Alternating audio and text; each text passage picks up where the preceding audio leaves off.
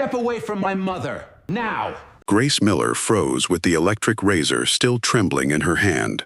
The last strands of Margaret Caldwell's hair rested on the white towel across her shoulders, while tears silently ran down the young maid's face. You think I don't know what you're doing? What are you— Billionaire Ethan Caldwell demanded as he stormed into the bedroom.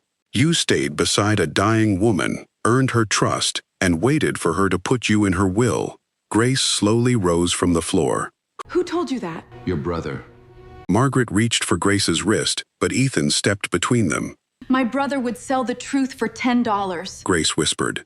For $50,000, he would invent one. Ethan had returned to his Chicago mansion expecting to protect his terminally ill mother from a calculated fortune hunter. Instead, he found his housekeeper shaving away the hair chemotherapy had taken from her, and looking more heartbroken than anyone in the family.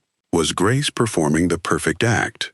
Or had Ethan just attacked the only person who had treated his mother like a human being? Before we uncover the answer, subscribe to the channel and stay with us, because this story proves that the most dangerous lies are not always the hardest to believe. Sometimes, they are the ones that confirm what we already fear. Ethan Caldwell was a 42-year-old billionaire who could solve almost any problem with money, lawyers, or carefully written contracts. Yet he had no idea how lonely his mother had become inside their enormous mansion. Grace Miller was a 27-year-old maid who had already watched her own mother die from cancer. She had no wealth, no powerful name, and no reason to expect a reward. But someone from her past was about to turn every act of kindness into evidence against her. And before Ethan discovered who was truly hunting his mother's fortune, one cruel accusation would destroy the trust he might never be able to rebuild. Only an hour before Ethan Caldwell accused Grace Miller of hunting his mother's fortune, he still believed the greatest danger in his life was a failed business deal. His meeting in New York had ended 3 hours early, and instead of waiting for the next morning's flight, Ethan boarded a private jet back to Chicago. He had not warned the staff. He preferred returning to the mansion on Friday evenings, when every room had been inspected, every report had been sent, and his mother's medical team was prepared to answer his questions. That Wednesday, nothing was prepared. Rain covered the highway as Ethan's black SUV moved through the northern suburbs. He sat in the back seat reviewing a contract when the driver suddenly slowed near a gas station. Something feels wrong with the front tire, sir. Ethan looked at his watch. How long? 5 minutes. He stepped out to take a phone call beneath the station canopy. The cold wind carried the smell of gasoline and wet pavement. He had barely ended the call when a man in a worn leather jacket approached him. Ethan Caldwell. The stranger had an unshaven face, bruised knuckles, and the restless eyes of someone who had spent too many nights waiting for trouble. Who's asking? Derek Miller. The man pulled an old photograph from his pocket. Grace Miller's brother. Ethan glanced at the picture. It showed a younger Grace standing beside the same man outside a small apartment building. What do you want? Derek smiled without warmth. $50,000. Ethan almost walked away. Pay me, Derek continued, and I'll tell you why my sister really took a job in your house. That stopped him. Ethan had built his fortune by recognizing risk before it reached him. He knew blackmail when he heard it, but he also knew that even liars sometimes carried useful information. You have 30 seconds. Derek claimed Grace had researched Margaret Caldwell before applying for the housekeeping position. According to him, she knew Margaret had advanced cancer, lived almost alone, and controlled a large personal fortune. She told me rich old women get sentimental when they're dying, Derek said. Make them feel loved, and they start changing wills. Ethan's expression remained cold, but something tightened inside him. Derek showed him screenshots of messages Grace had supposedly sent. She trusts me now. She says I'm like the daughter she never had. When this is over, I won't have to worry about money anymore. The sentences were short and looked real.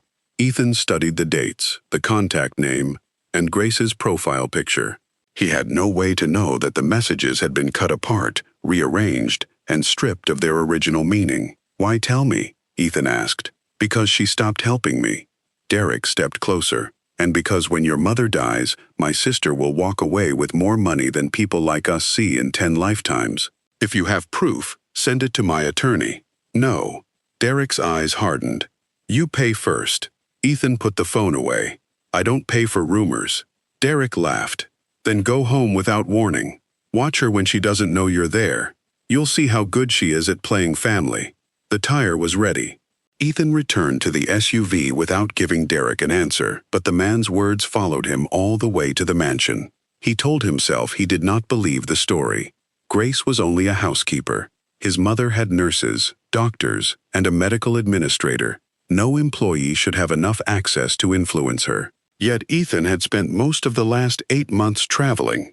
He received weekly health reports, approved treatment changes, and paid every bill immediately. He knew his mother's blood pressure, medication schedule, and latest scan results. He did not know who sat beside her when she was afraid. When the SUV reached the estate, Ethan dismissed the driver and entered through the front door alone. The house felt different. Fresh flowers stood near the staircase. A soft scent of ginger tea replaced the usual sterile air. He heard a quiet sound from the hallway leading to Margaret's bedroom. The door was partly open. Ethan stepped closer and saw Grace kneeling in front of his mother. A white towel covered Margaret's shoulders. Her remaining hair fell in thin strands as Grace carefully guided an electric razor across her scalp. Grace was crying. Margaret's hand rested gently on the young woman's wrist. For one brief second, Ethan saw tenderness. Then Derek's voice returned to him. Watch her when she doesn't know you're there. Every detail changed meaning. The flowers looked calculated. The tears looked rehearsed. Margaret's hand on Grace's wrist looked like proof of emotional dependence. Ethan pushed the door open. Grace turned off the razor and looked up. Surprise crossed her face, followed by concern when she saw his expression. Margaret tried to speak, but Ethan stepped forward. He demanded to know why a housekeeper was performing such a personal task without his permission. Grace explained that Margaret had asked her to do it because waking each morning to find more hair on the pillow had become unbearable. Ethan heard the explanation, but he no longer trusted the person giving it. He accused Grace of crossing boundaries. Then he mentioned Derek, the messages, and the will. The color drained from her face. Grace stood slowly, still holding the razor. My brother came to you. He told me enough. No, Grace said. He told you what he thought you would pay to hear. Ethan ordered her to leave the room. Grace refused until Margaret was comfortable and the loose hair had been cleaned away. That refusal only increased his anger. You were hired to clean this house, he said, not to make my mother depend on you. Grace's eyes filled again, but her voice remained steady. I stayed because she needed someone. She has an entire medical team. A medical team is not the same as having someone care whether you are frightened.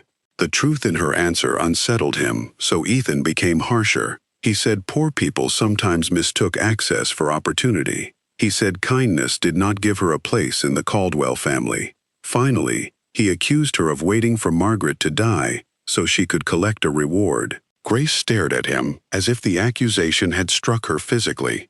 Then she placed the razor on the table and stepped back. You can fire me, she said quietly. But before you decide who I am, ask your mother who stayed with her when she had a fever for 3 nights. Ask her who changed the sheets after she was sick. Ask her why 4 calls to the night nurse went unanswered while she waited alone for 40 minutes. Ethan turned toward the bed.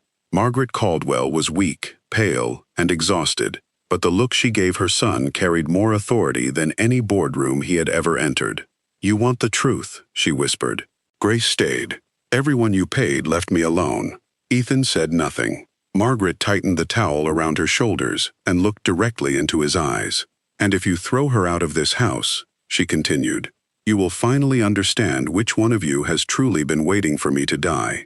Margaret's final words remained suspended in the room, sharper than anything Ethan had expected to hear from a woman whose voice had grown weaker with every round of treatment. He looked at his mother, then at Grace. Neither of them lowered their eyes. Margaret slowly removed the towel from her shoulders. Fine strands of gray hair clung to the fabric, the last visible evidence of a battle she had been fighting while her son reviewed medical summaries from hotel rooms and airport lounges. You think Grace is waiting for me to die? Margaret asked. She is the reason I have not felt dead already.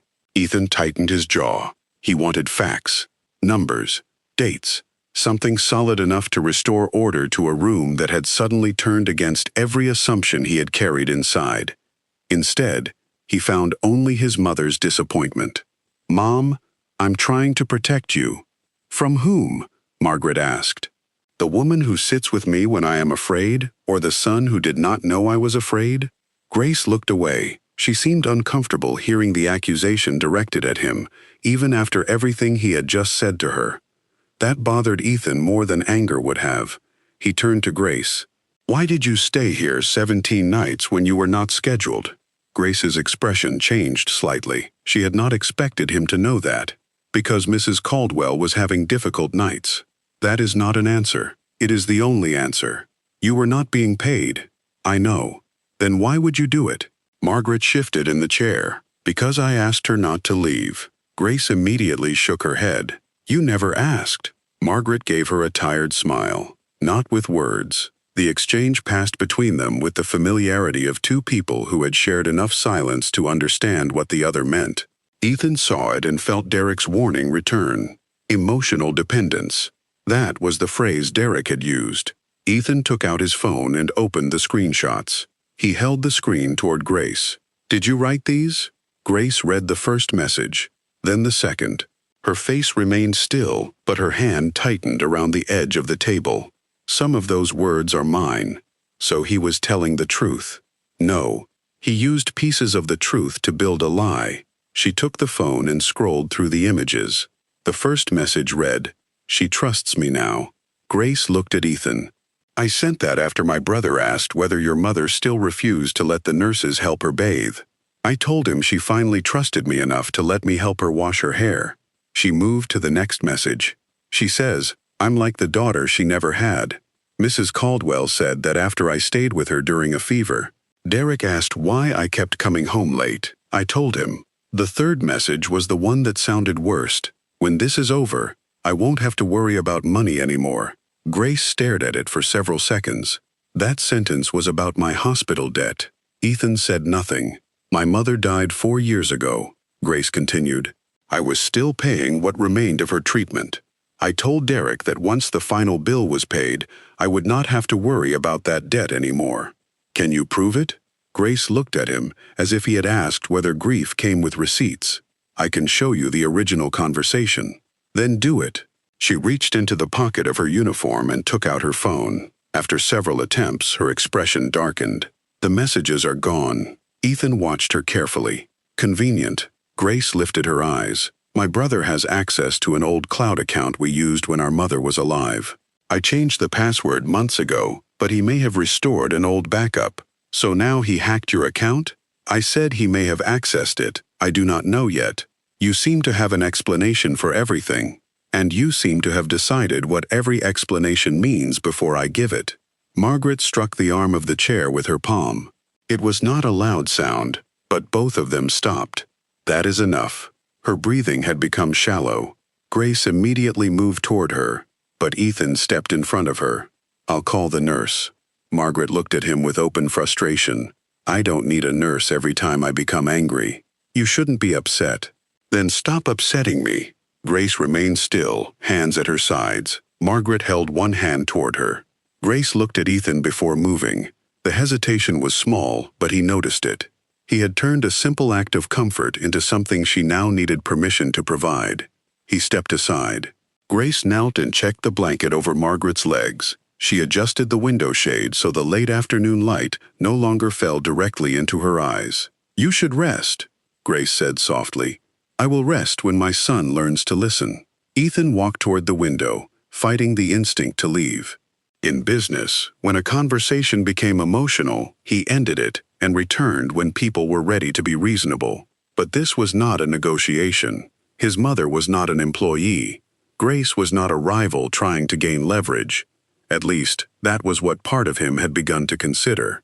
He turned back. "Did you ever discuss my mother's will?" "No." "Did she ever offer you money?" "Yes." Margaret frowned.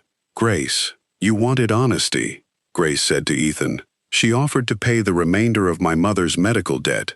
And you accepted?" "No." "Why not?" "Because she was ill, emotional, and grateful." It would have been wrong to let her make that decision in that condition. Margaret shook her head. I knew exactly what I was offering. I know, Grace said. That is why I thanked you. But I still could not take it. Ethan studied his mother. Is that true? Yes. Why didn't you tell me? Margaret laughed bitterly. When exactly would I have told you? During the 6-minute call between your meetings in London? Or in the email where you asked the medical administrator to summarize my pain level in 3 categories? The accusation landed cleanly. Ethan looked away. Margaret continued. Grace never asked me for anything. Not money, not jewelry, not a recommendation. She did not even ask to be paid for the nights she stayed. Then why does Derek believe she is expecting an inheritance? Grace answered before Margaret could. Because Derek believes everyone wants money as much as he does. She stood and walked to the small sink beside the bathroom. She rinsed the razor, dried it carefully, and placed it inside its case. Her movements were controlled, but Ethan could see the strain in her shoulders. What is your relationship with him? He asked. He is my brother. That tells me nothing. He is my older half-brother. We have the same mother. He started gambling when he was 21. At first it was sports bets, then cards, then anything that promised quick money. Have you given him money? Yes. How much? I don't know. Too much. And he still asks? He always asks. Ethan moved closer. So you need money because of him? Grace turned. No, he needs money because of him. You have been supporting him. I stopped 6 months ago. The same month you started working here. Grace understood what he was implying. Her face hardened. I stopped because he stole from me. How much? The savings I had left after paying my mother's bills. And after that, you took a job inside the home of one of the richest families in Chicago. I took a job because rent does not disappear when your brother steals from you. The answer was simple, but Ethan still heard suspicion in his own thoughts. He hated that part of himself for sounding so much like Derek. Margaret watched him. You see what you are doing? She asked. You are turning every hardship in her life into evidence of guilt. I am asking questions. No. You are searching for a version of the truth that allows you to remain afraid. Ethan's voice cooled. I have a responsibility to protect you. Margaret's eyes filled with something deeper than anger. Protection without presence is only control. No one spoke. The room had become warmer, but Ethan felt cold beneath his shirt. Grace closed the razor case and placed it beside the mirror. I should go. Margaret reached for her. No. Mrs. Caldwell, you need rest. I need you here. Grace looked torn. Ethan saw the choice before she made it. If she stayed, he would call it manipulation. If she left, Margaret would feel abandoned. Once again, Grace was being forced to carry the cost of his suspicion. I am not firing you today, Ethan said. Grace looked at him. That is supposed to reassure me. It means I am going to investigate before making a decision. You already made one. I have not. You walked into this room and called me a fortune hunter before asking a single question. Her voice did not rise, but it cut deeper because it did not need to. Ethan took a breath. Until I understand what happened, you will not be alone with my mother. Margaret stared at him. You cannot be serious. I am. You are punishing me. I am protecting you. You keep saying that as though repeating it will make it true. Grace took off the apron tied around her waist and folded it carefully. I will leave the room. Margaret gripped the blanket. No, Grace. If I stay, your blood pressure will keep rising. You are not the reason it is rising. Grace glanced at Ethan. No, but I am the reason he believes he must fight. She bent beside Margaret and placed the folded apron on the chair. I will come back when this is settled. Margaret caught her hand. What if it is not? Grace forced a small smile. Then I will find another way to make sure you are not alone. Ethan heard the promise and immediately wondered what she meant. He despised himself for it. Grace collected her bag from the staff closet and left the bedroom without looking back. The silence after she left felt unnatural. Margaret turned her face toward the window. You should be proud, she said. You finally drove away the one person who was not asking you for anything. She may return. Not everything returns because you decide you are ready for it. Ethan remained in the room, but Margaret stopped speaking to him. At dinner, she refused the soup the kitchen prepared. The nurse offered 3 alternatives. Margaret rejected them all. Ethan asked what she wanted. Grace knows. He called the kitchen manager and asked what Grace usually served on difficult treatment days. No one knew. The chef said Grace sometimes prepared something herself, but she had never entered it into the meal system. Ethan searched the refrigerator and found a glass container labeled in Grace's handwriting, "For Thursday night, mild, no cream." Inside was a simple chicken and rice soup. He warmed it himself. Margaret ate 6 spoonfuls. It was more than she had eaten all day. Later, Ethan sat beside her bed with a book he found on the nightstand. "Do you want me to read?" Margaret opened her eyes. "Do you know where Grace stopped?" He checked the bookmark. "Page 184. That is not where she stopped." "How would I know?" "You wouldn't." The words were not cruel. That made them worse. Ethan closed the book. He stayed until Margaret slept, but he had no idea whether his presence comforted her or only reminded her that Grace was gone. At 9 that evening, he called Mrs. Parker, the household administrator. "I want every record related to Grace Miller." "Employment records?" "Everything. Payroll, entry logs, reimbursements, complaints, schedule changes." Mrs. Parker hesitated. "There may be a problem with the entry logs." "What problem?" "Grace has been entering the property outside her assigned hours." "How often?" "I would need to verify." "Do it tonight." The files arrived before 10. Ethan reviewed them in his office. Grace's official schedule ended at 6 in the evening. Yet security records showed she had returned after 10 on multiple nights. On several occasions, she never checked out at all. 17 nights in 6 months. No overtime request.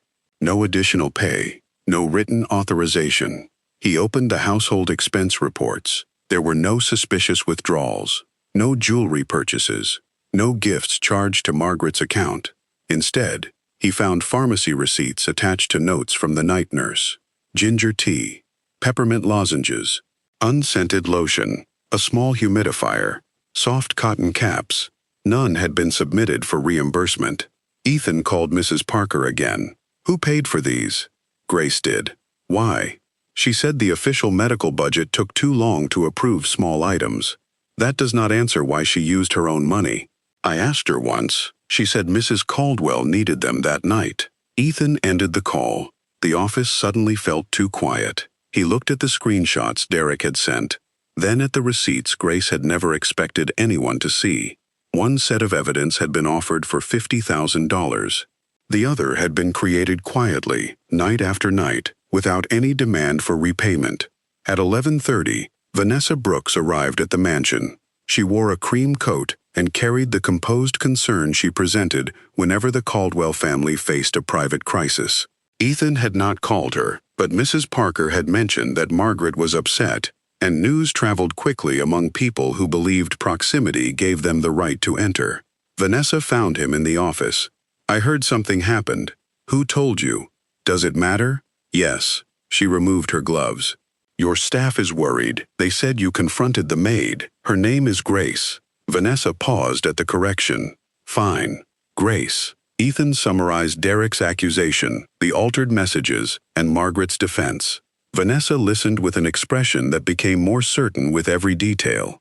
"You cannot allow that woman near your mother again. You reached that conclusion quickly." "Because I understand how these situations work." "What situations?" "A vulnerable wealthy person. An employee who becomes emotionally indispensable. Secret visits. Unpaid favors. Refusing money so she appears noble." Ethan leaned back. "You think refusing money proves she wants money?" "I think calculated people know that taking too little too early ruins the larger opportunity." The argument sounded logical. That was what made it dangerous. Vanessa moved closer. "Ethan, your mother is dying. She is frightened." Grace made herself essential at exactly the right moment. She stayed 17 nights without pay. Investment. She bought supplies with her own money. Investment. She refused my mother's offer to pay her debt. Vanessa did not hesitate. Investment. Ethan studied her. In Vanessa's version of the world, every kindness had a price. Every sacrifice was strategy. Every human connection was a transaction waiting for the correct moment to collect. Until that night, he had considered that realism. Now it sounded disturbingly empty. Margaret's nurse appeared at the office door.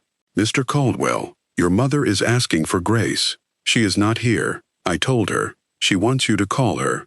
Vanessa answered before Ethan could. That would be a mistake. The nurse looked at Ethan, not Vanessa. He stood.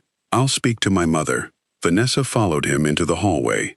"You are letting guilt cloud your judgment." Ethan stopped. "And you are treating a woman's illness like a legal dispute.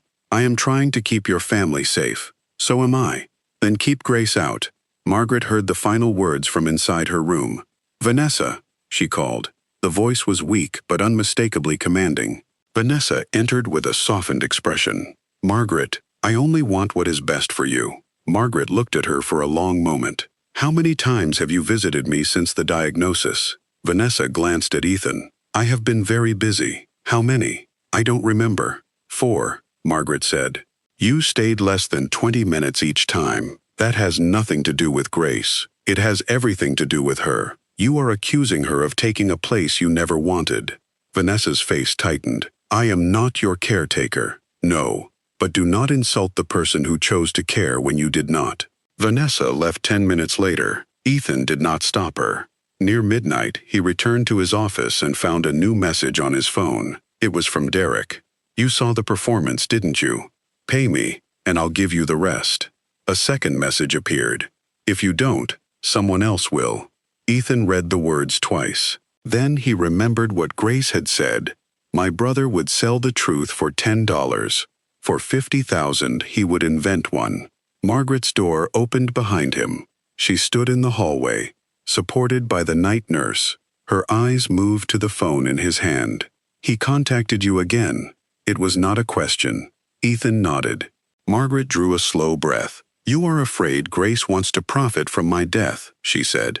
"But the only person trying to make money tonight is the man selling you a story about her." Ethan looked back at Derek's message. For the first time since the gas station, he no longer wondered whether Grace had deceived him. He wondered how much Derek had already lied, and who might be helping him. While Ethan stared at Derek's message and began questioning the story he had been sold, Grace was climbing the narrow stairs to the apartment where her mother had spent the final year of her life. The building stood on the south side of Chicago, far from the quiet streets surrounding the Caldwell estate. The hallway smelled of old paint, fried food, and damp winter coats. Grace unlocked the door and stepped into a silence she had never been able to change. She had moved away 2 years earlier, but she kept the apartment because she could not bring herself to empty it completely. Her mother's blue scarf still hung beside the entrance. A handwritten recipe remained attached to the refrigerator with a faded magnet. In the bedroom closet, several hospital bills sat inside a cardboard box marked "Paid" in black ink. Grace opened the box and looked at the final statement. It had taken 4 years to clear the debt. Her mother, Linda Miller, had begun coughing months before she agreed to see a doctor. Without reliable insurance, every appointment had felt like a financial threat. Linda had kept saying she would wait until the next paycheck, then the next month, then until the pain became impossible to ignore. By the time the cancer was discovered, it had already spread. Grace had been 23. She worked mornings at a grocery store, cleaned offices at night, and spent every hour between shifts beside her mother. She learned how to lift a weak body without causing pain, how to recognize fear hidden behind irritation, and how to sit in a dark room when there was nothing left to fix. Derek had handled the illness differently. He disappeared. He claimed he could not bear to watch their mother suffer, but Grace knew he was hiding from gambling debts. He returned only twice during the final month, both times asking Linda for money she no longer had. On the night she died, Grace was holding her hand. Derek was somewhere in Indiana, placing bets on a basketball game. A hard knock pulled Grace back to the present. She did not need to ask who it was. Derek entered before she could stop him. His jacket was wet from the rain, and his eyes moved quickly across the apartment, as if searching for something valuable. "You really kept this place?" he asked. "What did you tell Ethan Caldwell?" Derek gave a careless shrug, enough to get his attention. "You told him I was trying to steal from a dying woman. I told him what rich men are already afraid of." Grace shut the door. "You edited my messages." They were still your words. Not in that order. Order is what makes a story useful. Grace stared at him. For years, she had defended Derek by telling herself addiction had changed him. But standing in their mother's apartment, she saw something worse than weakness. He understood exactly what he had done. How much did you ask him for? $50,000. Grace laughed once, without humor. You tried to sell my life for $50,000. I tried to get paid by a man who would not notice the money was gone. You used Mom's illness. You used my debt. You used a woman who may not have much time left. Derek's expression hardened.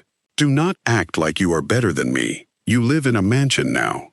You sit beside an old billionaire's mother, bring her flowers, hold her hand, and expect me to believe you want nothing? I expect nothing from you. That is why you stopped sending money.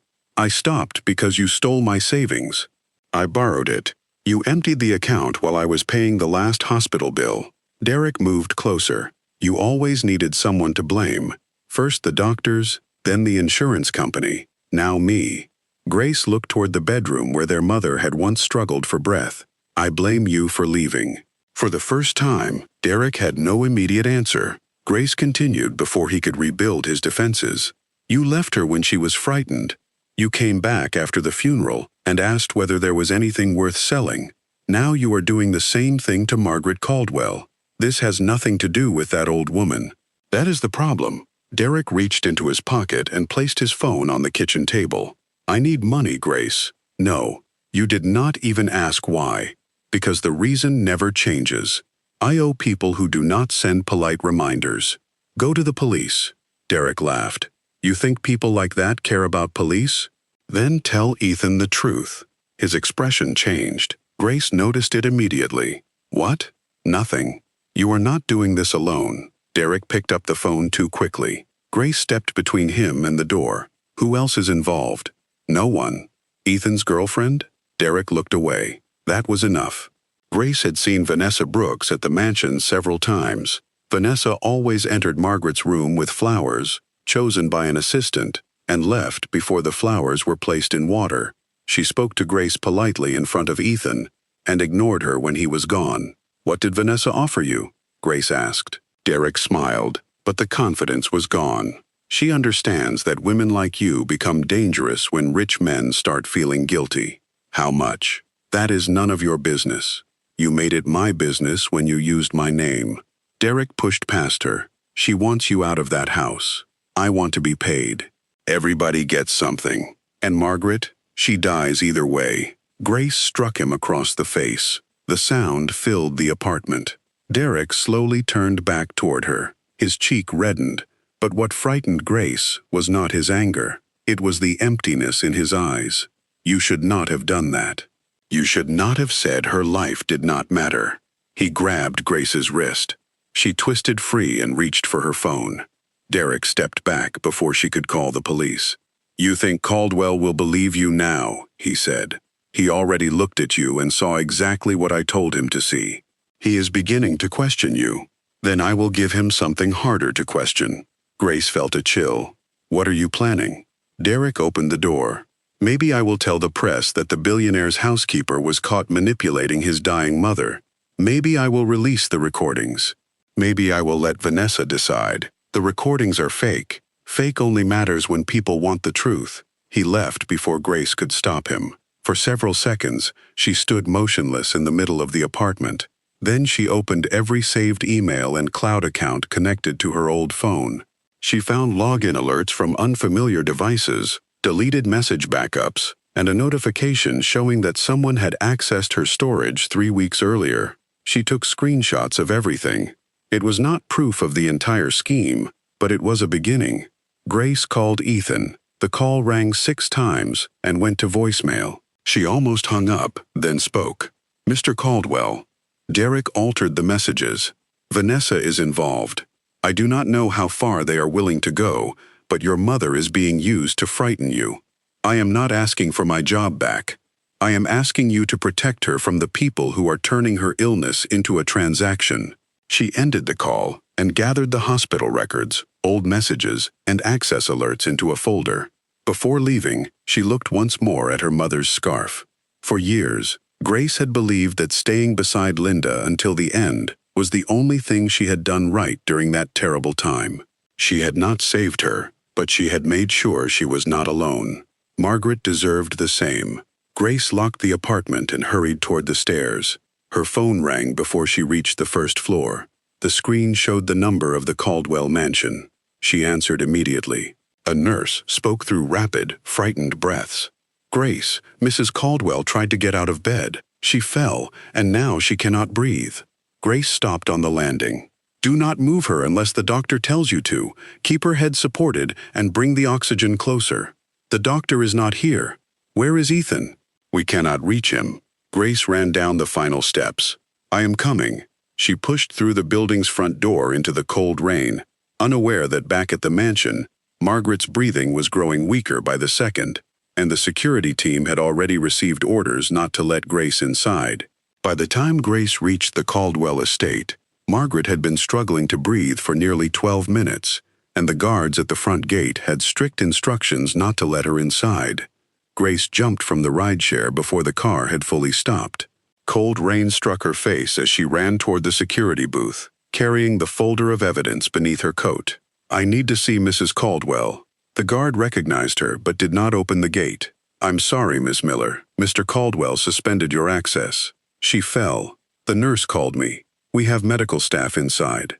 "The doctor is not there yet." The guard looked toward the mansion, uncertain. Grace pressed both hands against the glass. She may have fluid around her lungs. If they move her incorrectly, she could lose consciousness. "Call the nurse and ask whether her lips are turning blue." The guard did not move. "Call her!" Grace shouted. Something in her voice finally broke through his training. He picked up the phone and contacted the house. Grace could hear only his side of the conversation. "Yes, she's here. She said to check her lips." "Understood." His expression changed. He opened the gate. Grace ran. Inside the mansion, the peaceful scent of flowers had been replaced by antiseptic and panic. A housekeeper stood against the hallway wall with both hands over her mouth. The night nurse was kneeling beside Margaret, who lay on the floor near the bed. Her breathing came in short, painful pulls. Grace dropped beside her. "Mrs. Caldwell, it's Grace. Do not try to speak." Margaret's eyes opened weakly. The nurse reached toward her shoulder. "We need to lift her onto the bed." "No," Grace said. "Not until we know whether she injured her neck or hip. She cannot stay on the floor. She can if moving her makes this worse." The nurse stiffened. "You are not medically trained." "No, but I was here during the last episode. Bring the oxygen down to her. Support her head with a folded towel. Do not force her flat." Margaret gripped Grace's sleeve. That small movement ended the argument. The nurse brought the oxygen mask. Grace positioned it carefully while speaking in a calm, steady voice. Slow breaths. "You are not alone. The doctor is coming." Margaret's chest continued to rise too quickly. Grace looked at the nurse. "When did this start?" She tried to stand. Her legs gave out. Was she short of breath before she fell? "I don't know." "Did she complain of pressure in her chest?" "She said she felt heavy." Grace glanced at the swelling around Margaret's ankles. She had noticed it days earlier, but the medical team had attributed it to treatment. "Call the doctor again. Tell him she may have fluid buildup.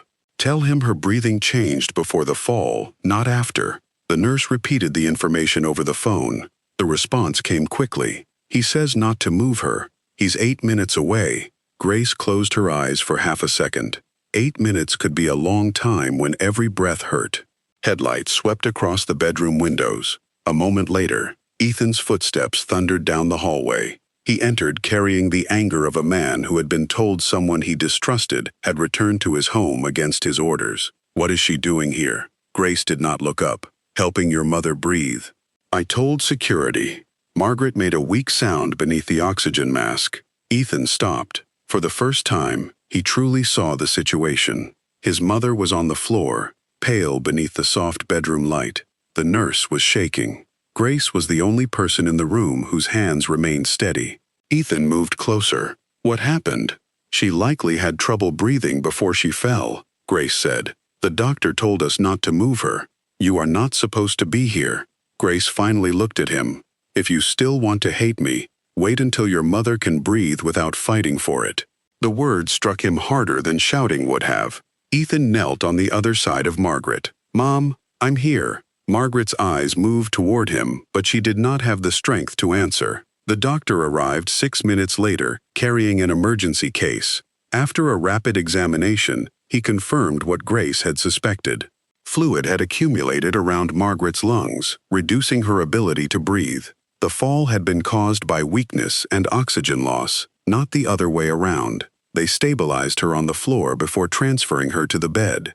Additional oxygen was brought in. Medication was adjusted. The doctor ordered equipment from a nearby private clinic and warned that Margaret needed constant monitoring through the night. When the crisis finally eased, the room seemed to exhale with her. Margaret slept beneath a light blanket, the oxygen machine making a quiet, rhythmic sound beside the bed. The doctor pulled Ethan into the hallway. Grace's instructions were correct. Ethan looked through the open door. "She is not a nurse." "No, but she noticed the symptoms and gave me accurate information. If your staff had assumed the breathing problem came from the fall and moved her immediately, we might have lost valuable time."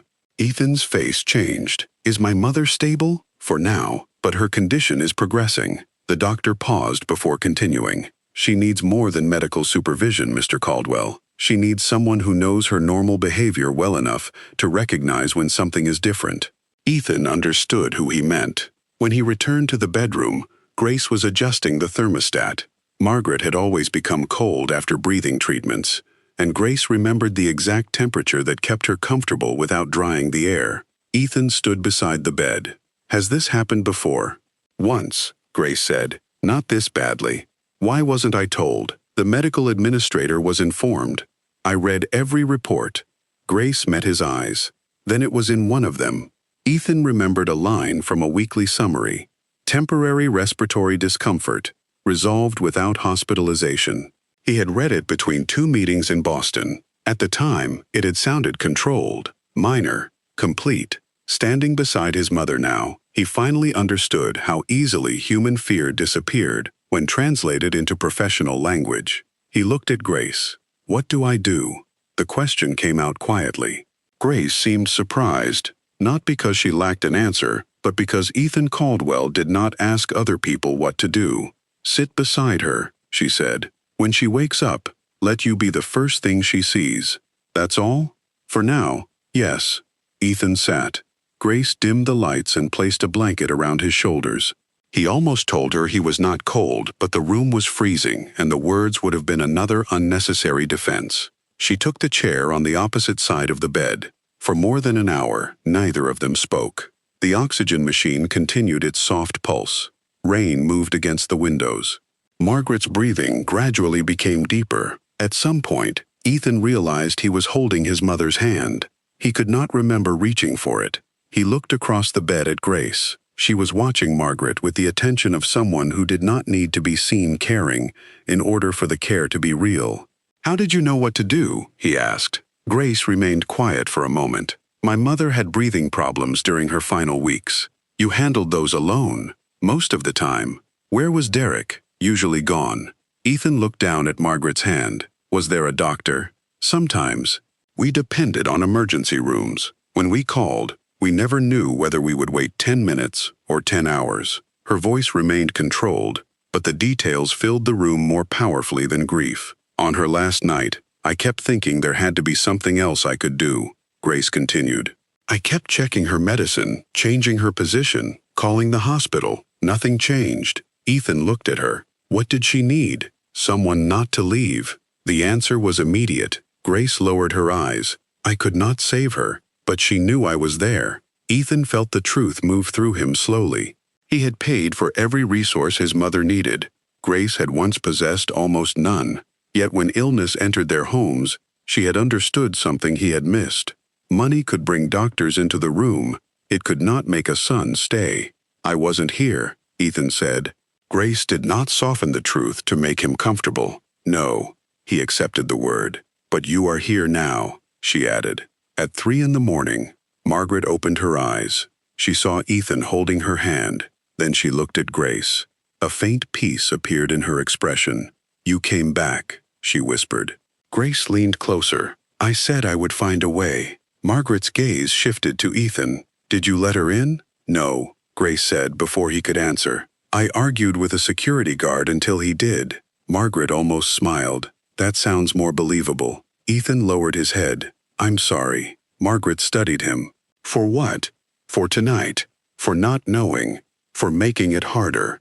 His mother's eyes moved between him and Grace. "Which one of you are you apologizing to?"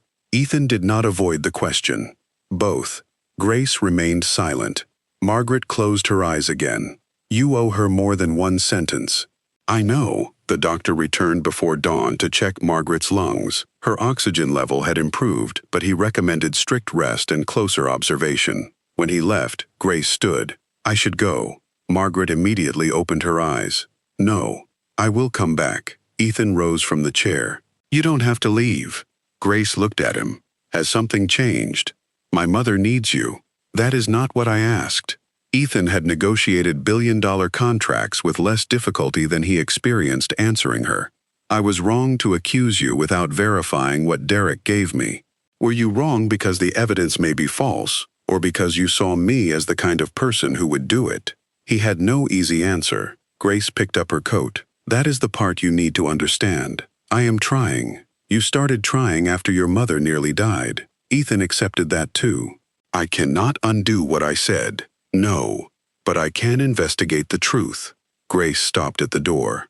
"I do not need you to believe me because you feel guilty.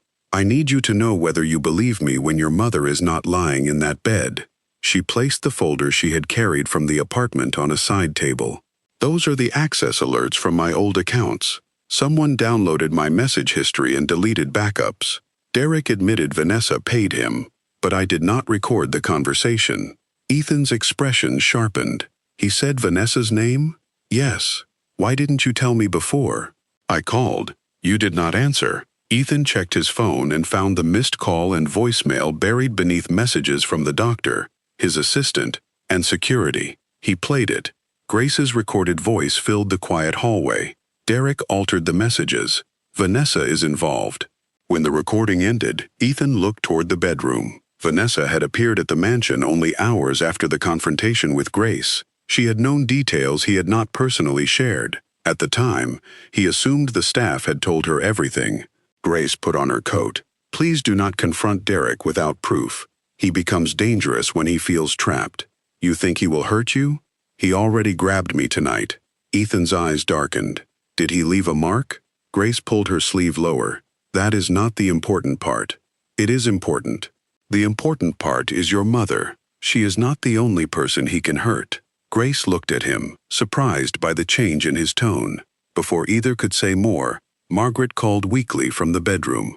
"Grace?" Grace returned to her bedside. Margaret touched her hand. "Stay until morning." Grace sat down. Ethan went to his office with the folder. He reviewed every screenshot, login alert, and timestamp. The digital records showed that Grace's old account had been accessed from an unknown device 3 weeks earlier. The altered messages Derek presented had been created 2 days after that access.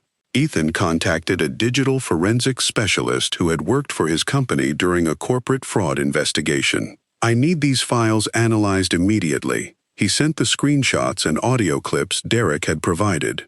While he waited, he opened the security footage from the mansion's entrance. Vanessa had arrived the previous night at 11:32 p.m. The front desk log showed something else. She had spoken to the night nurse before entering Ethan's office. The conversation lasted 6 minutes. Ethan called the nurse into the hallway. "What did Vanessa ask you?" The woman hesitated. "She wanted to know how close Grace was to Mrs. Caldwell." "What did you tell her?" "That Grace often stayed overnight." "Anything else?" She asked whether your mother had ever discussed changing her will. Ethan's face became still. "And what did you say?" "That I did not know." "Did Vanessa explain why she was asking?" "She said she was protecting the family." The same words Vanessa had used with him. At 7 in the morning, the specialist called. "The screenshots were manipulated," he said. "At least 3 conversations were cut together. The audio is also edited. Can you identify the original source?" "Not yet. But whoever created it had access to the woman's private message history." Ethan closed his eyes. Grace had told the truth. Derek had fabricated the evidence. But one question remained. Who had helped him? Ethan called Derek from a secure line. "I'm ready to pay." There was silence, followed by a pleased laugh. "I knew you would understand. I want everything first. No, half now, in person." Derek agreed to meet at an abandoned warehouse district near the river that afternoon. Ethan arranged for the conversation to be recorded. He told neither Grace nor Margaret where he was going. Derek arrived 20 minutes late.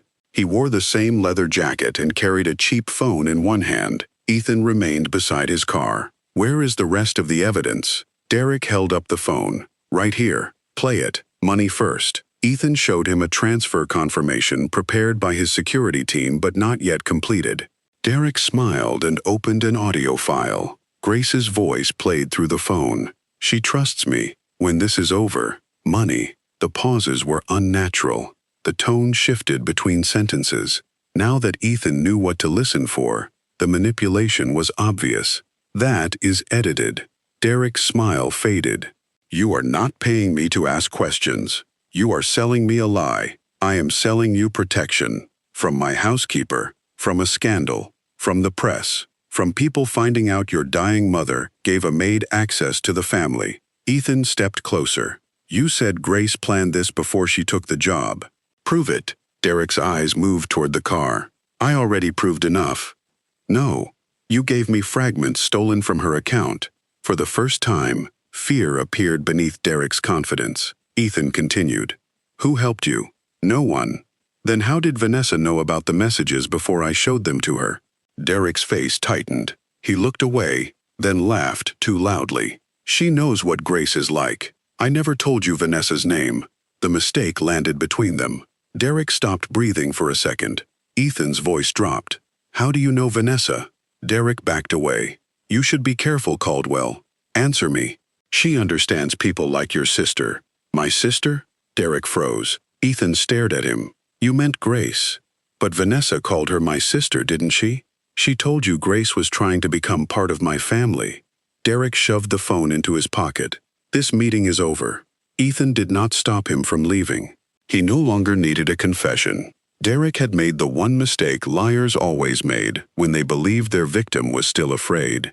He had revealed information he could only have received from someone inside Ethan's life.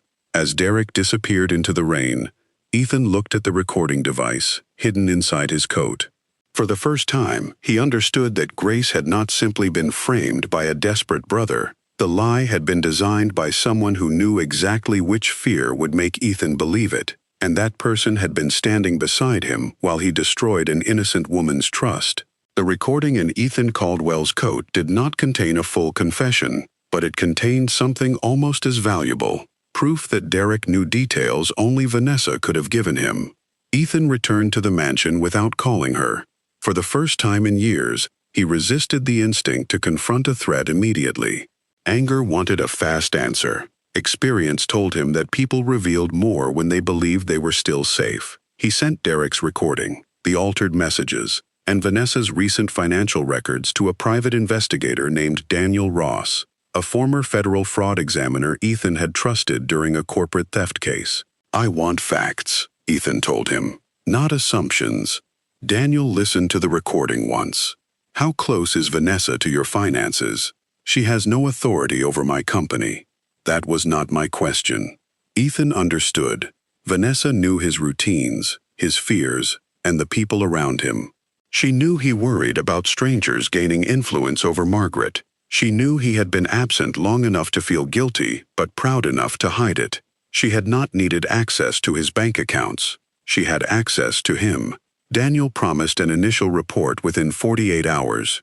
Ethan went upstairs and found Margaret awake. Grace sat beside the window, reading quietly while the morning light crossed the room. She was no longer wearing her housekeeping uniform. She had changed into simple jeans and a dark sweater. The difference was intentional. Grace had returned for Margaret, not for the job. When she saw Ethan, she closed the book. "How did the meeting go?" "Derek knows Vanessa." Margaret watched her son carefully. "Do you have proof?" "Not enough yet." Grace nodded. She did not look satisfied or relieved. She looked tired. Ethan placed Derek's phone recording on the table and played the section in which he mentioned Vanessa. Grace listened without interrupting. "He made a mistake," Ethan said. "He makes many. This one may expose both of them." Grace looked toward Margaret. "Then protect your mother before they realize you know." Margaret sighed. "I am beginning to resent being discussed as though I am a bank vault with a pulse." Grace immediately reached for her hand. "You are right." Ethan sat across from them. "Mom, did Vanessa ever ask you about your will?" Margaret thought for a moment. "Not directly." "What does that mean?" "She once asked whether I had made arrangements to protect the Caldwell name after I was gone. Another time, she suggested that employees should not receive personal gifts because it created unhealthy expectations." Grace lowered her eyes. "When was this?" "About 2 months ago. That was before Derek approached Ethan." The scheme had not begun at the gas station. It had been developing while Ethan remained unaware of nearly everything happening inside his own home. "Did you tell Vanessa you offered to pay Grace's hospital debt?" he asked. Margaret hesitated. "I may have mentioned it." Grace looked at her. "Mrs. Caldwell, I was angry because she refused. You had no right to tell anyone. I know that now." Ethan saw embarrassment cross his mother's face. Margaret Caldwell rarely admitted she had crossed a boundary, but Grace did not use the moment against her. Instead, she squeezed Margaret's hand. "That may be how Vanessa learned I had debt." Ethan stood. "She gave Derek the motive he needed, or he gave it to her," Grace said. "Do not decide which one planned everything until you know." Her caution surprised him. Derek had humiliated her, threatened her, and sold lies about her. Vanessa had helped turn those lies into a weapon, yet Grace still refused to accuse either of something without proof. It was the fairness Ethan had denied her. That afternoon, Ethan formally placed Grace on paid leave. She rejected the payment. "I am not working." "You lost your position because of my accusation. I left because staying was hurting your mother. That does not change my responsibility." Grace met his eyes. "Do not turn guilt into another way of controlling the situation." He had no answer. Margaret watched them with faint amusement. "Both of you are exhausting." Grace smiled despite herself. For the next 2 days, she visited Margaret during the afternoon, but returned to her apartment each evening. Ethan remained at the mansion, answered only urgent business calls, and began learning the routines Grace had handled without recognition.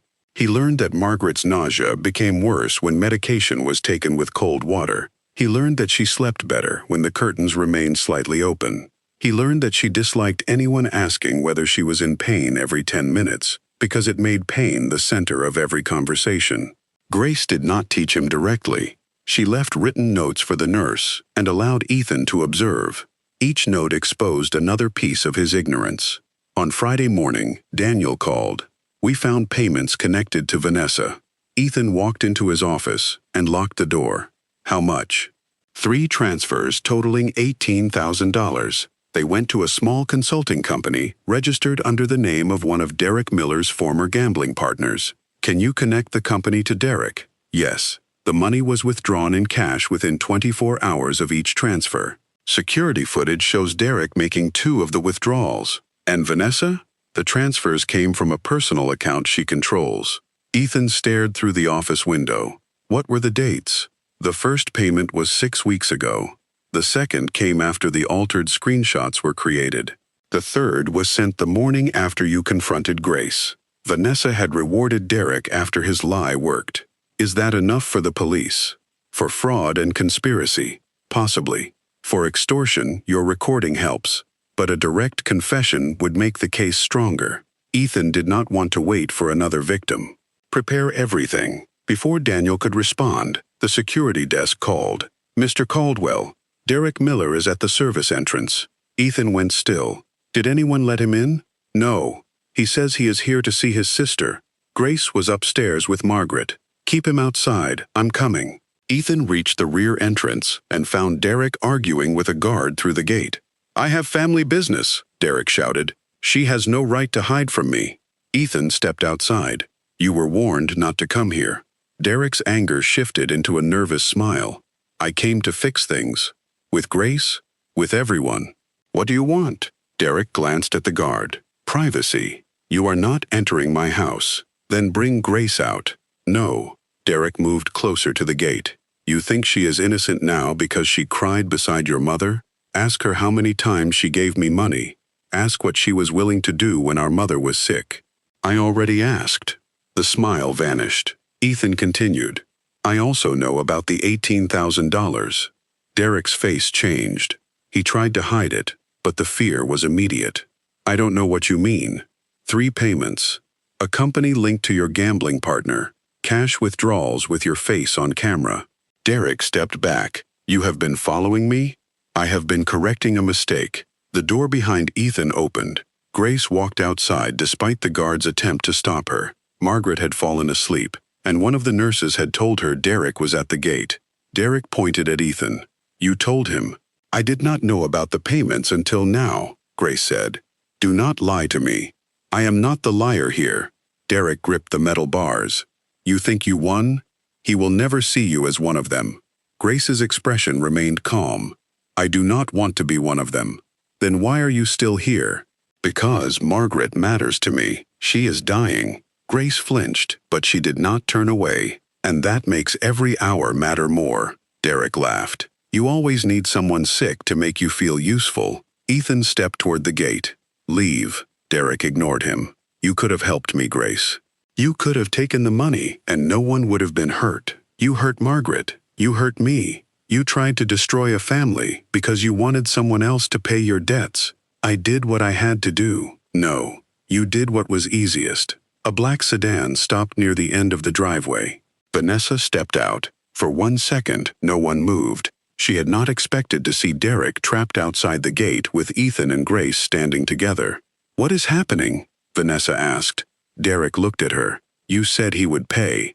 The words escaped before he understood what he had done. Vanessa's face lost its color. Ethan opened the pedestrian gate but stood between them. Come inside, he told Vanessa. We need to talk.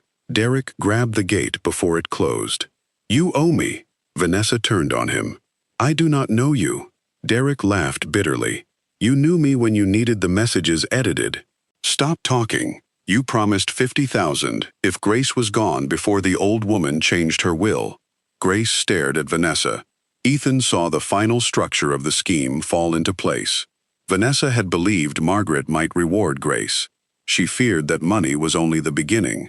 If Grace became emotionally important to Margaret, she might also become important to Ethan. Vanessa had not been protecting the Caldwell family. She had been protecting her own position inside it.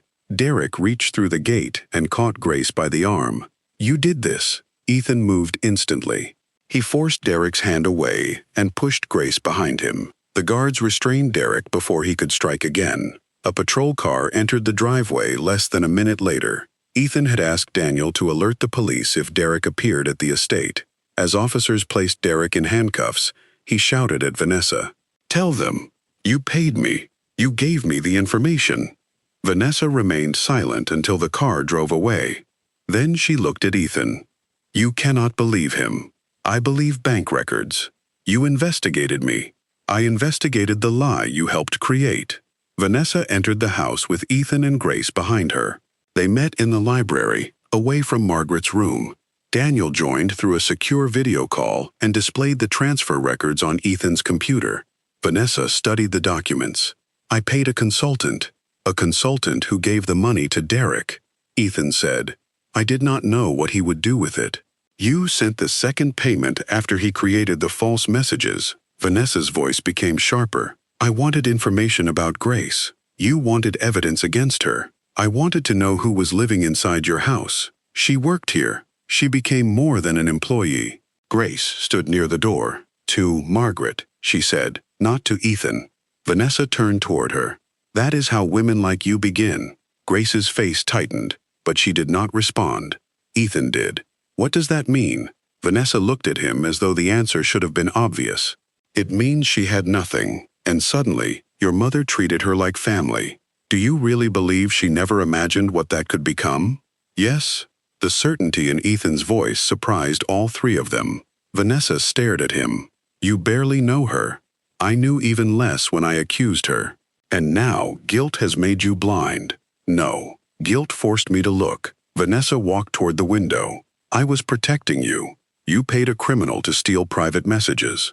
I paid someone to expose a risk. You helped manufacture the risk. Vanessa turned. Your mother was vulnerable.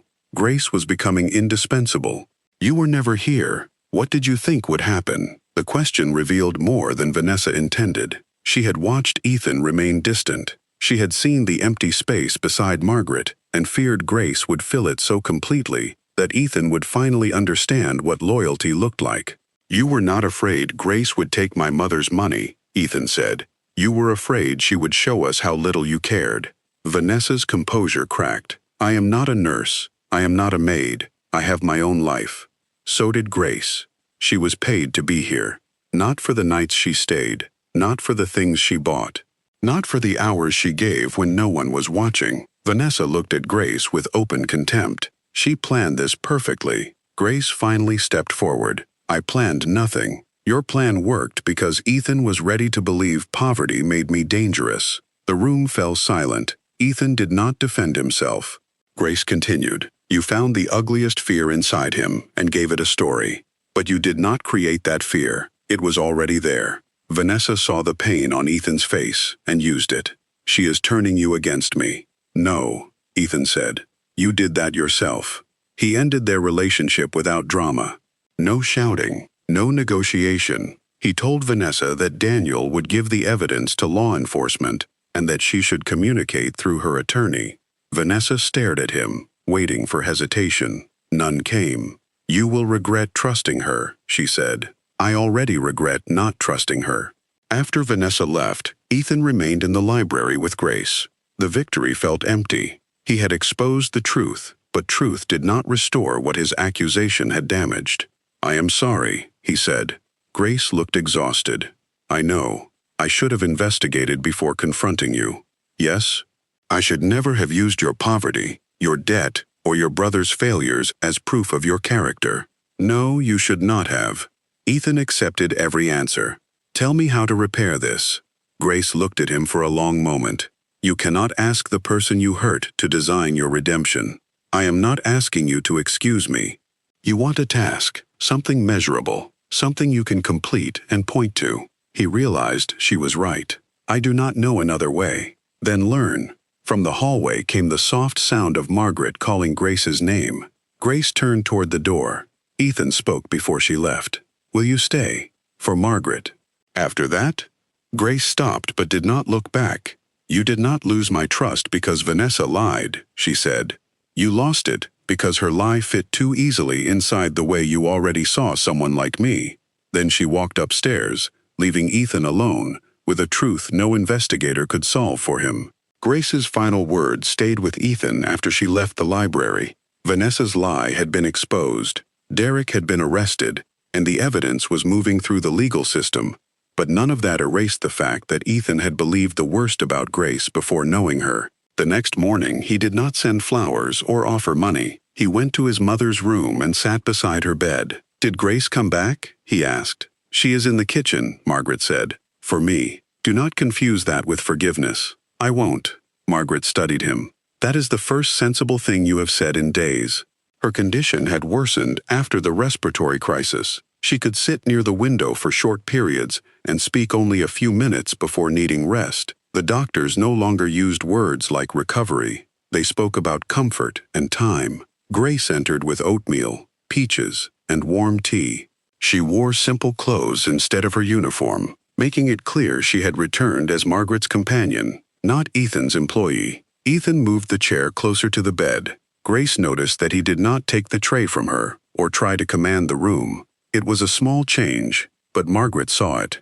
Later, Ethan asked Grace to meet him in the study. Derek was charged with extortion, identity theft, and evidence tampering, he said. Vanessa is under investigation. Grace showed no satisfaction. Will Derek go to prison? Possibly. She looked down. Ethan had forgotten that Derek was still her brother. He deserves consequences, Grace said. But that does not mean I enjoy watching the only family I have left destroy himself. You are not responsible for his choices. I know that in my head. The rest of me remembers who he was before gambling changed him. Ethan understood more than he wanted to. After his father's death, he had turned love into a warning. Attachment created loss. so distance felt safer. He opened a folder. "These are the expenses you paid for my mother. I told you I do not want extra money. It is not extra. It is reimbursement." Grace reviewed the exact amount. There was no bonus, gift, or contract attached. "I will accept only what I spent. That is all I included. Do not act as if this repairs what happened. I don't." That afternoon, Ethan canceled a flight to Seattle. When his assistant asked why, he answered honestly, "My mother is dying. I am staying home." The words made the truth more real than any medical report. He moved his work into a sitting room near Margaret's bedroom. He answered urgent calls there, but when she was awake, he closed the laptop. At first, he did not know how to spend long, unstructured hours with her. He asked too many questions about treatment until Margaret said she was tired of discussing her body. He suggested photographs, music, and family records, as if meaningful time needed an agenda. Eventually, he stopped trying to produce perfect moments. He simply stayed. Sometimes Margaret slept while Ethan read. Sometimes Grace read aloud from an old novel. Sometimes no one spoke. In that silence, Ethan began noticing what Grace had learned months earlier. Margaret tapped her fingers when pain began, grew anxious when evening shadows filled the room, and relaxed when she heard both of them nearby. One evening, Margaret asked Ethan to make tea. Grace started to stand. "No," Margaret said. "He has hands." In the kitchen, Ethan asked what kind. "Chamomile, weak, with half a teaspoon of honey," Grace said. He reached for a metal spoon. "She says it changes the taste." "It is a spoon. She will know." He found the wooden one. "You memorized all this?" "I paid attention." The answer hurt because it was not intended to. When Margaret tasted the tea, she looked at Grace. "You taught him." He listened. Margaret's quiet approval mattered more to Ethan than any praise he had received in business. A week later, the oncologist asked to speak with Margaret privately. When he left, she called Ethan and Grace inside. "The treatment is no longer helping," she said. "I am choosing hospice care." Ethan went still. "There are other specialists." "No. We can seek another opinion." "I have heard the best opinions in the country. There may be clinical trials." "Ethan." Margaret reached for his hand. "You are turning fear into research." He looked away. "I am not ready." "I know. I am not asking you to be ready. I am asking you not to waste what remains pretending we can negotiate with it." The sentence broke through the control he had used all his life. "What do you want?" he asked. "To stay here. Mornings by the window. Grace finishing the book. You putting your phone away when I am speaking." A tear moved down Ethan's face. Margaret squeezed his hand. "And one day, forgive yourself, but not so quickly that you learn nothing." That evening, Grace found him alone in the kitchen, staring at the medication schedule. "She chose to stop treatment," he said. "She chose how to live the time she has. It feels like surrender." "My mother never had a choice," Grace replied. "Everything happened too late. Margaret is choosing peace before the disease chooses chaos for her." Ethan closed the folder. "I accused you of waiting for this." "Yes. How can you still be here?" "I am not here because what you did was acceptable. I am here because Margaret should not lose comfort because you failed me." He looked at her. "And after she is gone?" Grace's eyes filled. "Do not ask me to make promises while she is still here." "You are right." The days became quieter. Margaret had shorter mornings and one good hour near 5 each afternoon. Ethan protected that hour from calls, meetings, and visitors. During one of those afternoons, Margaret asked Grace to bring an old recipe notebook. "I want both of you to make tamales in December," she said. "I have never made them," Ethan replied. "That is why Grace will supervise." Grace smiled. "Your mother was not very good last year." "My folding improved," Margaret protested. "Your folding produced objects that could not legally be called tamales." Ethan laughed. Margaret joined him, weakly but genuinely. For a few minutes, illness was not the center of the room. After Margaret fell asleep, Grace showed Ethan a photograph from that afternoon the year before. His mother stood in the kitchen with flour on her cheek and a badly folded corn husk in her hand. "I missed this," Ethan said. "Yes, I am going to miss everything soon. That is why you should stop measuring only what you missed." "What should I measure?" What you still have time to do. The next morning, Ethan reopened the files of a charitable foundation he had created years earlier. It had funded hospital equipment and expensive fundraising dinners, but had never reached the neighborhoods where people avoided testing because they lacked money, transportation, insurance, or time away from work. He asked Grace to review a proposal for mobile cancer screening clinics. She read several pages. The operating hours are useless. Most hourly workers cannot leave at 2 in the afternoon. There is no transportation plan, no help for parents with children, and nothing explaining what happens after a positive result. Ethan wrote down every criticism. Grace stopped. You are taking notes. I asked for the truth. You usually argue with it first. I am trying a different order.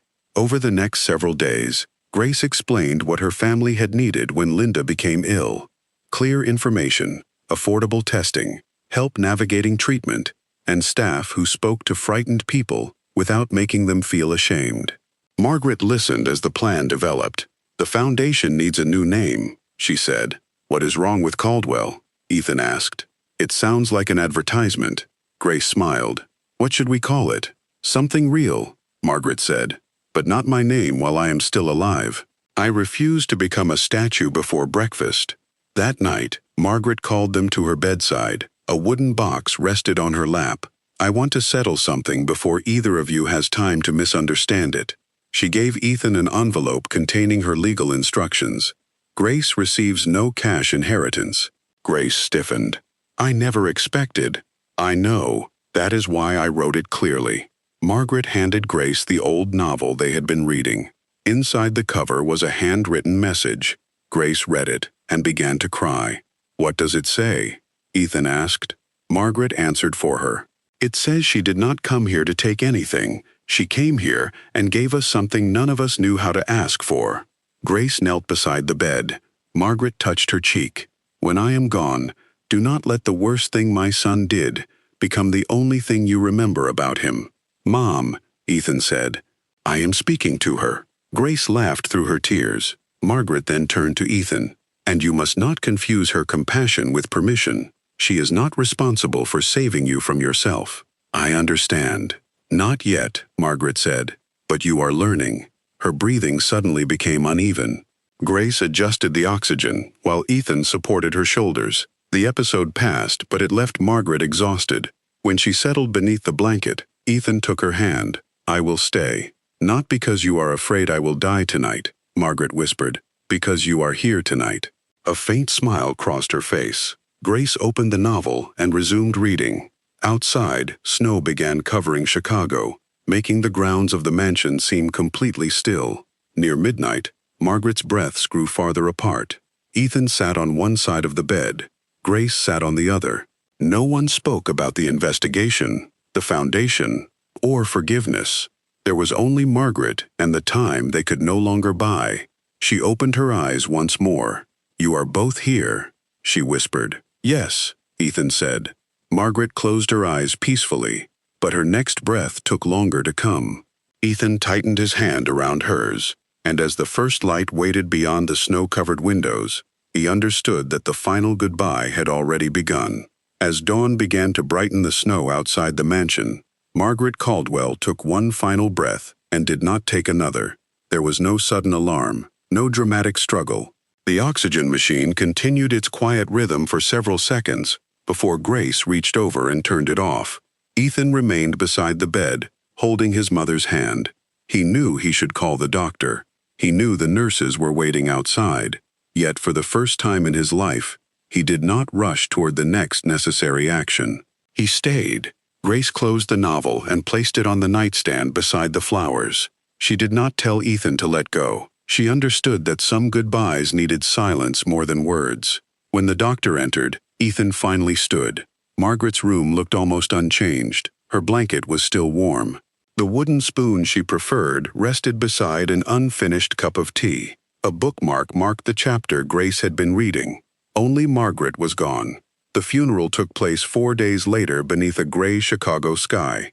Business leaders, politicians, hospital directors, and people Ethan barely recognized filled the church. They spoke about Margaret's intelligence, discipline, and years of charity work. Grace sat near the back. She had chosen the seat because she did not want anyone to think she was claiming a place in the Caldwell family. Ethan noticed and walked down the aisle before the service began.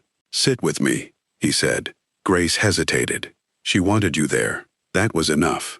They sat beside each other in the front row, separated only by the small space grief creates between two people who are hurting differently. After the burial, Ethan returned to the mansion and entered his mother's room alone. For years, he had treated the house as a place between flights. Now every object carried a memory he had almost missed. He found the soft cotton cap Grace had bought, the photograph from the tamale afternoon, and Margaret's handwritten list of books she still wanted to finish. Ethan placed his phone on the desk and remained in the room until sunset. He did the same the next day. He did not hide inside work. He allowed himself to feel the loss he had spent his life preparing to avoid. A week later, Margaret's attorney gathered Ethan, Grace, and 2 foundation trustees in the library. Margaret's financial estate went mostly to Ethan, several medical organizations, and a community health program she had quietly supported for years. Grace received no money. Instead, the attorney handed her the novel Margaret had already given her and a sealed letter. The legal document also offered Grace a position on the board of a new charitable trust, provided she chose to accept it. One trustee looked surprised. Mrs. Caldwell gave an employee authority over part of her foundation. Grace answered before Ethan could. "I was not expecting any position." The attorney opened another letter addressed to the trustees. He read Margaret's words aloud. "Grace Miller never asked me for wealth. She gave me time, dignity, and companionship when those closest to me had forgotten that care cannot be delegated. If this foundation is meant to serve sick families, it should include someone who understands what those families endure." No one questioned the decision again. After the meeting, Grace opened her personal letter in the garden. Ethan remained several feet away until she looked up. "She said I should not let grief make me afraid to build something new," Grace told him. "That sounds like her. She also said you would try to turn the foundation into a perfect business model." Ethan almost smiled. "She knew me well. She said I should stop you when necessary. That sounds even more like her." Grace folded the letter carefully. Ethan's expression became serious. "I owe you something else." That afternoon, he called the entire household staff into the main hall. He stood where everyone could see him, including the nurses and guards who had witnessed Grace being removed from Margaret's room. "I accused Grace Miller without verifying the evidence against her," he said. "I treated her financial situation as proof of dishonesty and allowed my prejudice to become cruelty." Grace watched in silence. Ethan continued. "She protected my mother when I was absent. She remained loyal when I gave her every reason to leave. What happened was my failure, not hers." He did not ask Grace to forgive him publicly. He did not use the apology to request anything. When the staff left, Grace approached him. "That was difficult for you. It should have been. It does not repair everything. I know, but it was honest." For the first time since the accusation, Grace's voice carried no anger. 3 months later, the first mobile clinic operated by the Margaret Hope Foundation prepared to leave for a neighborhood on Chicago's South Side. Grace had designed the program around the problems her own family had faced. The clinic offered free cancer screenings during evenings and weekends.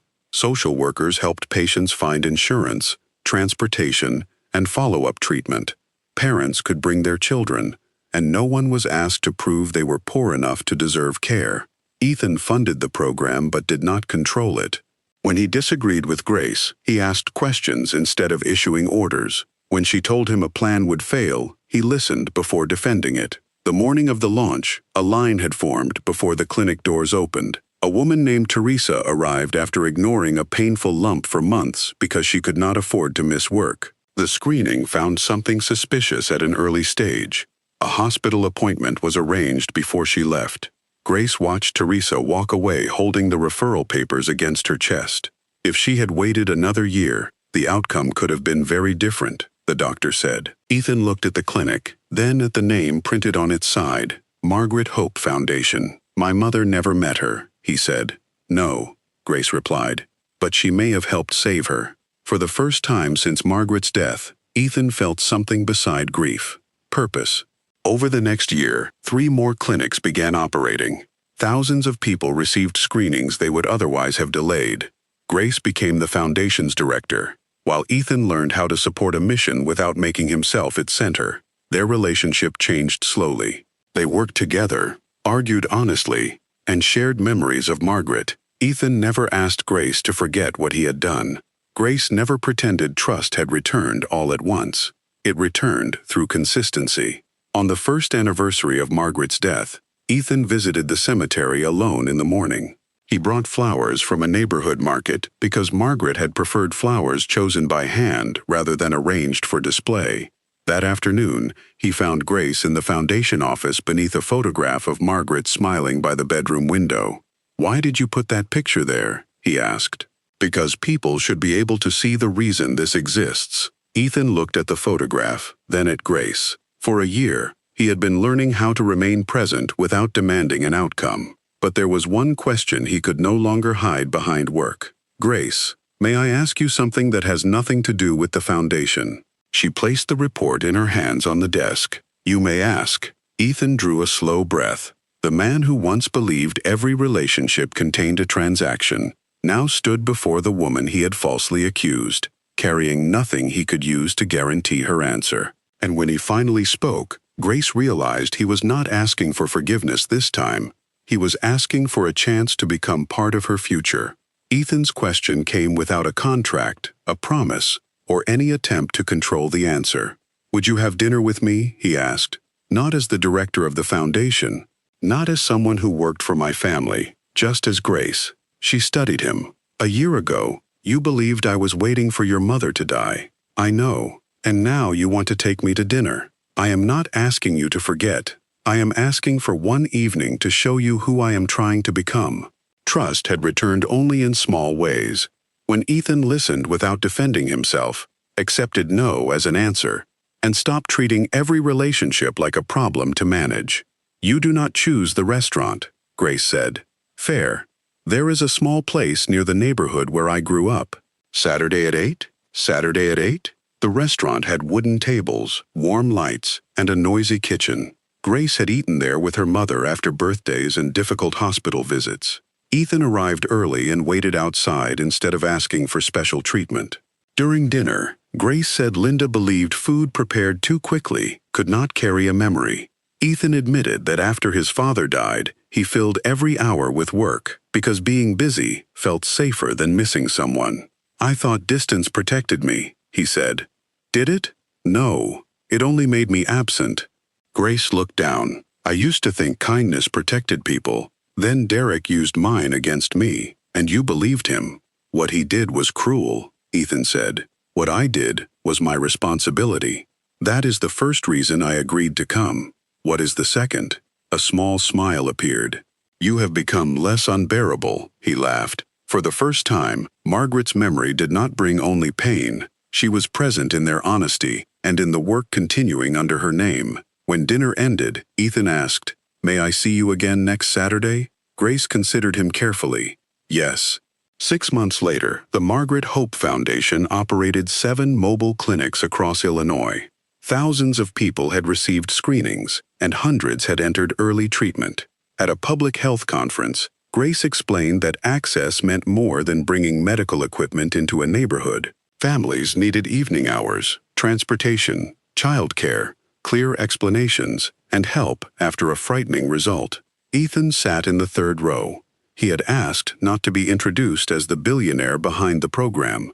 That day belonged to Grace and the families whose experiences had shaped it. After the speech, she found him near the exit. "You did not check your phone once. I was listening. I noticed." Those 2 words meant more to him than public praise. Derek accepted a plea agreement, received a prison sentence, and entered a gambling addiction program.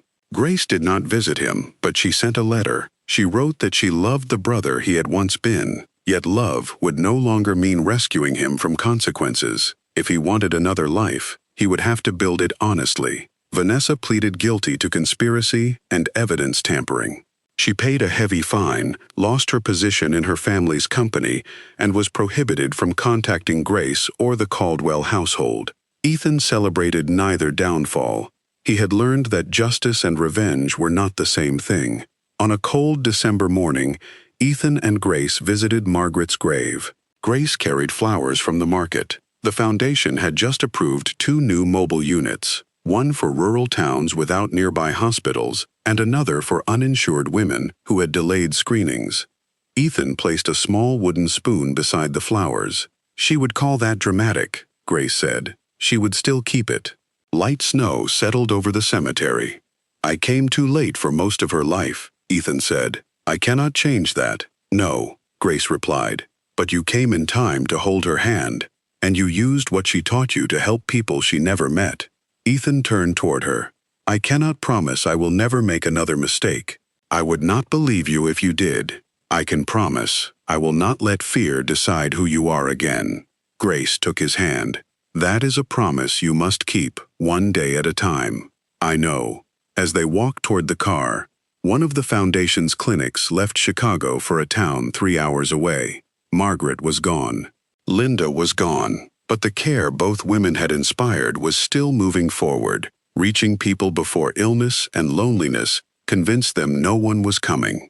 Ethan had once believed wealth meant never needing anyone. Grace showed him that a meaningful life was built by noticing who needed you and choosing to stay. Sometimes the worst lie is the one that agrees with our prejudice. Sometimes forgiveness does not erase a wound. It gives the person who caused it a chance to prove they have changed. And sometimes arriving late is not the end of a story. It is the first honest beginning. If this story reminded you that love is measured by presence, not money, subscribe to the channel for more emotional stories about justice, redemption, and second chances. If you believe Ethan deserved the opportunity to rebuild Grace's trust, press 1 in the comments. If you believe his accusation was too painful to forgive, press 0. Then tell us what you would have done in Grace's place.